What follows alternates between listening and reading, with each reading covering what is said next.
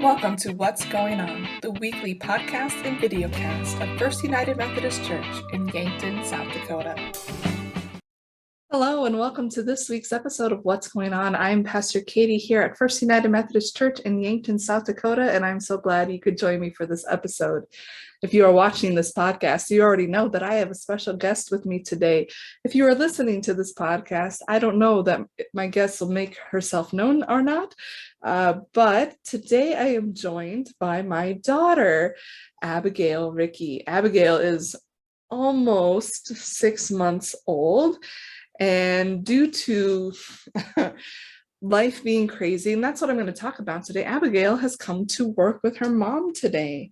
I get this question a lot about kind of how do you balance working and being a mom, and some days are just crazy and things go in ways you don't anticipate or plan for, and you somehow just make it work. And today is one of those days. But it kind of leads into something that I want to talk about and I want to promote a little bit because it's something that I care passionately about, and that is our families, and especially our parents of young children and teenagers in the church, because it's hard to try to do all of the things in life that you want to do, and also to provide the best that you can for your kids. And especially when you're juggling maybe work and children and activities, and and trying to make things the best that they can be. It can be overwhelming. It can be exhausting. It can feel chaotic at times. And some days you feel like you're just doing your best to keep everybody fed, everybody alive, everybody upright, and that's the way it is. And I want you to know that I totally understand that, and I'm in the boat with you. Abigail is my youngest of 3 kids. All of our kids are under 5 years old. And so when I say that I get the chaos, I get what that's like, I really do. And I really have a heart for our families, because it is difficult. It is difficult to balance everything. And then also on top of that, how do you provide a strong foundation for your children and their faith? And how do you be a role model for them? From the very beginning, we do baptisms here in the church of infants, and we make those promises to raise them up in the faith, that they would know God and God's love for them. But that's a hard thing. Like, what does that look like when the rubber meets the road? And so I want you to know that my hope and my vision is that this is a church that loves our families. Yeah. And loves to support our families, and that we are doing everything we can to help you not only follow Christ and have God in your life. Yeah. But also that God is in your kids' life, and they have a strong foundation, and that church can be a home for them. Yeah. Do you like church, baby girl? Yeah. So one of the things that we've been talking a lot about is this tension that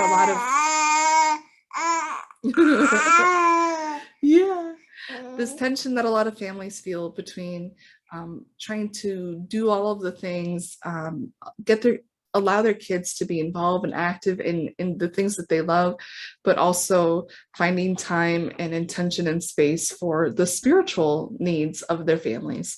And that it's becoming harder and harder to do that. And we see that, and we feel that ourselves.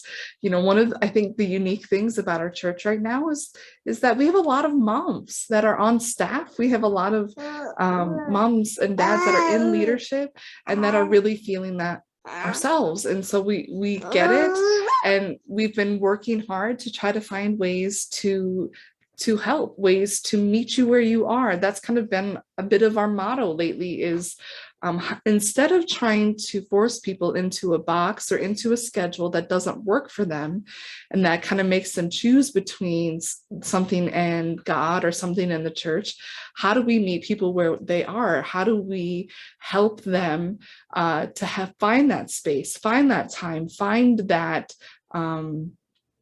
opportunity as a family to be in community in the church, and to have this to be a place that's supportive, that's life-giving. It's not just another thing. And so that kind of led into conversations about, well, what can we do for our families for worship? Because we know that there's so many families that struggle with being here on the weekends, being up early, getting their kids going and out of the house, and it's rough, and we get that. And so we started looking at, what do other churches do? How are other churches meeting people where they are? How are other churches engaging and helping their families rather than kind of putting this burden of guilt on them, which is not what we want to do. And what we found is a lot of churches started moving a worship opportunity to Wednesday nights.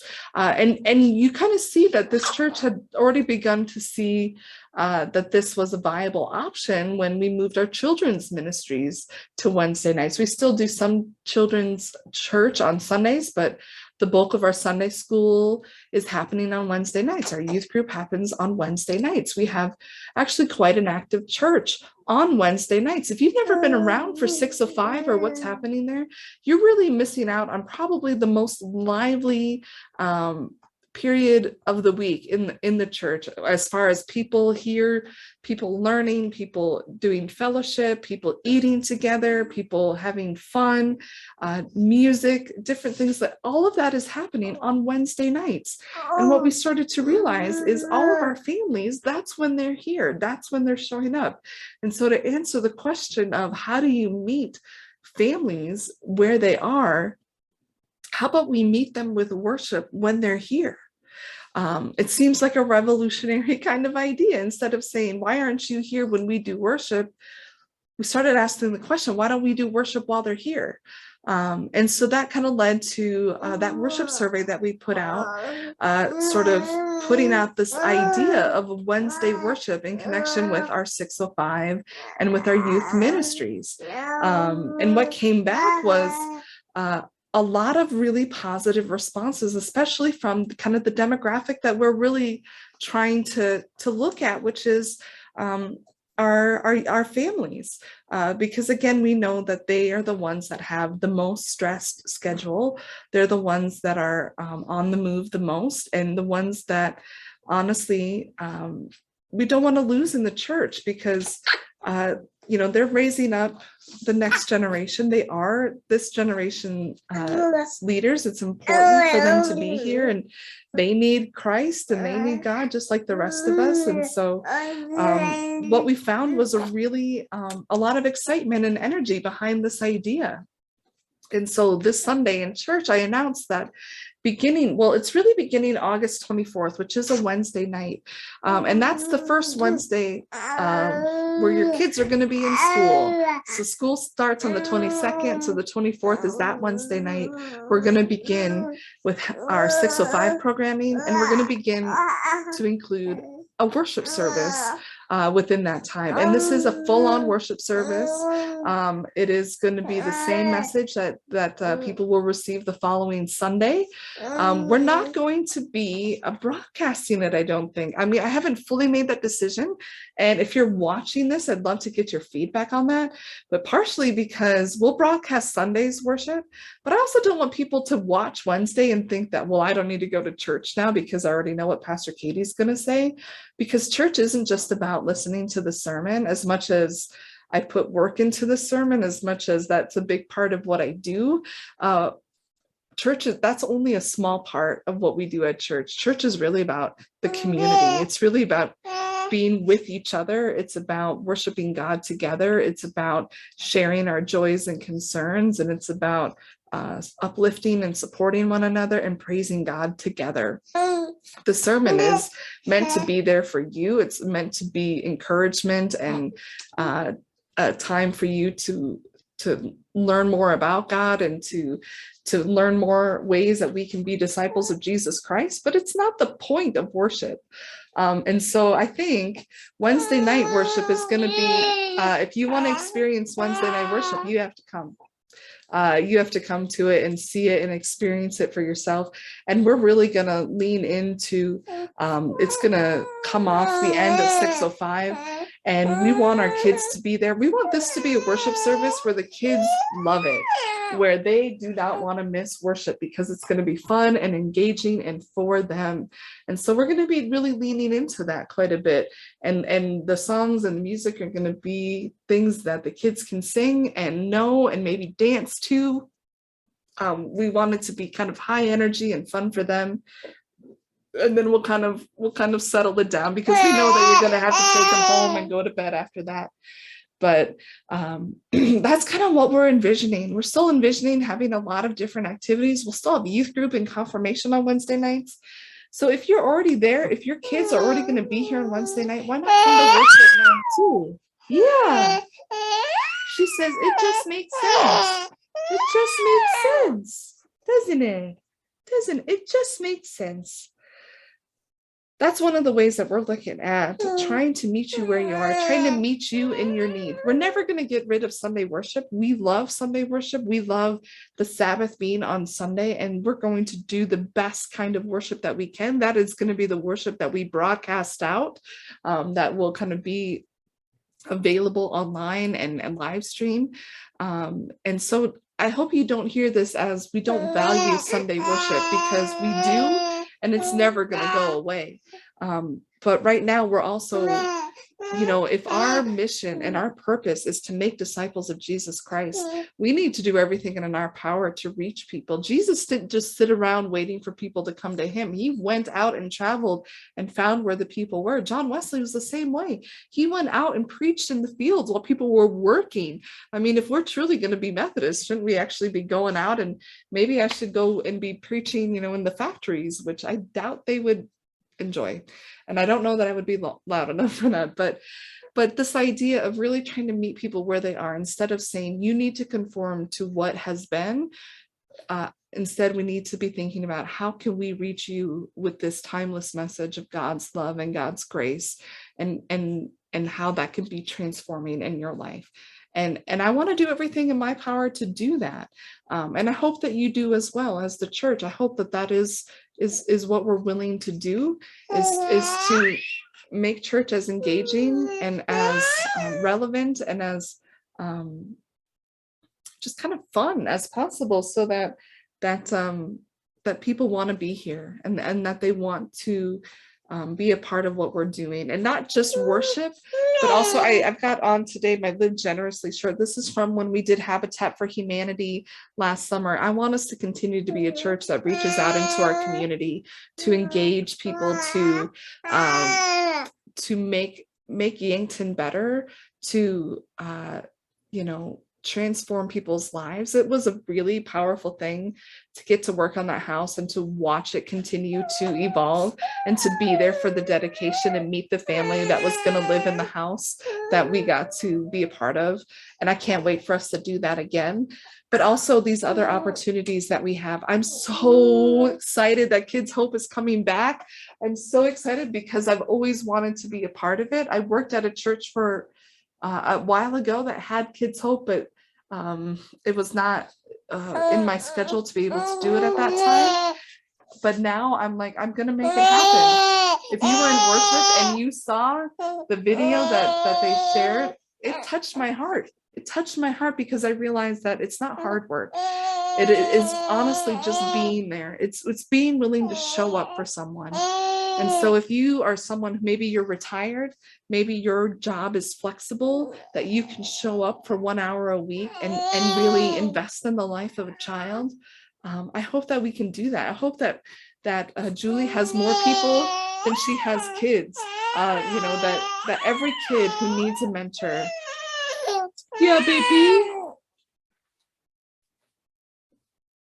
That every kid that needs a mentor will get one.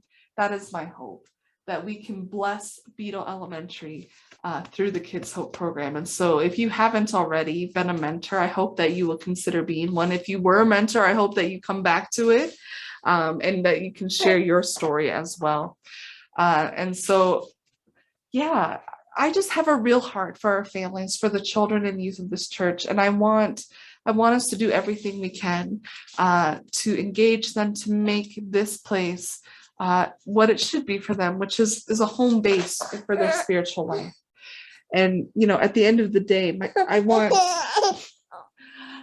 this church to be a place where she wants to be, where she feels like everyone here loves her, cares about her, is willing to share the good news of Christ with her, that she never goes a day without knowing how much she's loved.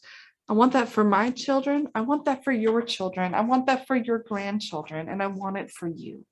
And so that's kind of the reasoning, the thought, the hope, the vision behind what we're doing with these Wednesday night services.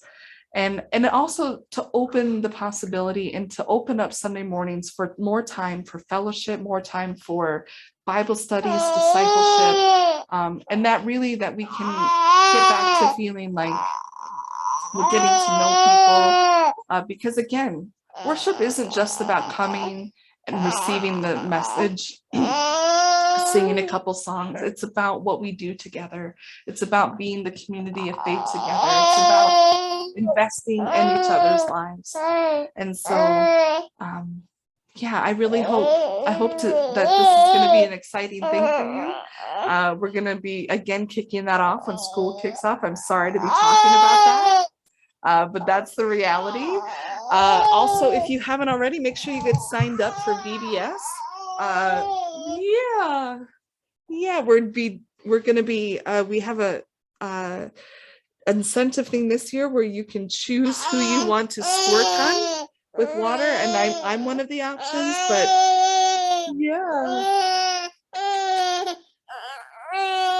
I don't know if you can hear me, but there are other people as an option as well. And so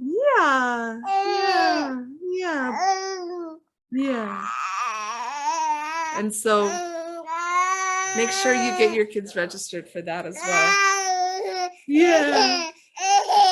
Well, this seems like it's a good time for me to sign off.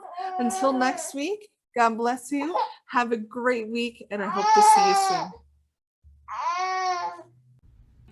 Thank you for joining us on this episode of What's Going On, a video and audio podcast of First United Methodist Church in Yankton, South Dakota. We'd love to have you join us for worship on Sundays, and we have two options available. 9 a.m. is our contemporary service, and 10:30 a.m. is our traditional service. You can find those online as well at our website, www.firstumcyankton.org, or on YouTube.